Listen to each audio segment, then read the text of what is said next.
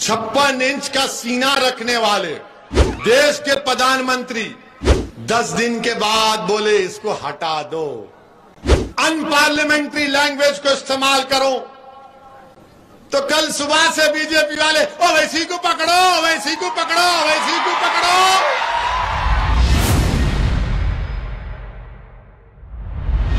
मेरे अजीज दोस्तों और बुजुर्गों, ये जो बीजेपी के लीडर ने बकवास बकी टीवी चैनल टाइम्स नाउ पर हमने आवाज उठाई, मगर 10 दिन के बाद 56 इंच का सीना रखने वाले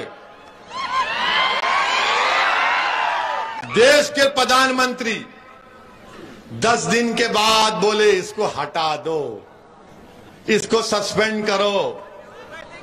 अगर आज मैं नरेंद्र मोदी के बारे में अनपार्लियामेंट्री लैंग्वेज को इस्तेमाल करूं तो कल सुबह से बीजेपी वाले वैसी को पकड़ो, वैसी को पकड़ो, वैसी को पकड़ो।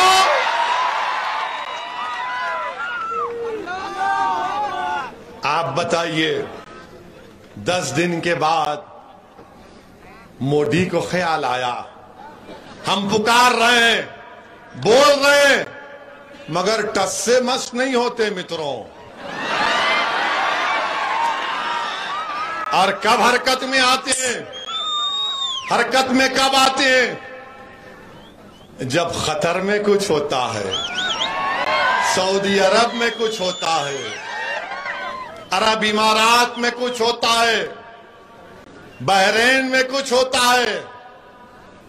जब प्रधानमंत्री बोलते हैं अरे गड़बड़ हो गई रे बाप, अब तो मैं चाय भी नहीं पिला सकता इनको, तब प्रधानमंत्री को ख्याल आता है मोदी को, हो बहुत बुरी तरह। आपको मालूम कि 50% ऑयल वहां से आता, 40% गैस कतर से आती। मतलब कौन लो बोल रहा? आपको मालूम कि भारत का 55% फॉरेन रेमिटेंस यहां से आता, यहां से आता। 8 मिलियन लोग यानी 80 लाख लोग भारत के वहां काम कर रहे हैं। देश के प्रधानमंत्री, कभी सोचो आप, अगर उनको कुछ हो जाएगा वहां के मुल्क में, वहां पर उनकी जान और माल को खतरा पैदा हो जाएगा तो क्या होगा देश के प्रधानमंत्री? मेरे अजीज दोस्तों और बुजुर्गों, देश के प्रधानमंत्री को भारत के मुसलमानों की तकलीफ नहीं पसंद आती, इनको भारत के मुसलमानों की तकलीफ नहीं दिखाई देती, इनको पीर और अखलाक की मौत नजर नहीं आती, वसीम शेख की दुकान की बर्बादी नजर नहीं आती मोदी को। नरेंद्र मोदी को दिल्ली में गरीबों की दुकानों को तोड़ना नजर नहीं आता। भारत के प्रधानमंत्री को उनकी पार्टी का स्पोक्स पर्सन जो रसूलुल्लाह सल्लल्लाहु अलैहि वसल्लम की शान में नाम शनाब बकती है, वो मोदी के कानों को सुनाई नहीं देता।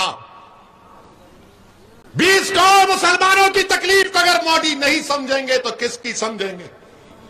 तो नरेंद्र मोदी को समझ में आया सऊदी अरब में क्या होगा, यूएई में क्या होगा, टर्की में क्या होगा, बहरीन में क्या होगा, ओमान में क्या होगा। यहां की इनको तकलीफ नजर आई। अफसोस भारत के वजीर आजम, आप तो बार बार भारत की मोहब्बत के दावे करते हैं, मगर भारत की सरजमीन पर बसने वाले गयूर मुसलमानों की तकलीफ आपको समझ में नहीं आई।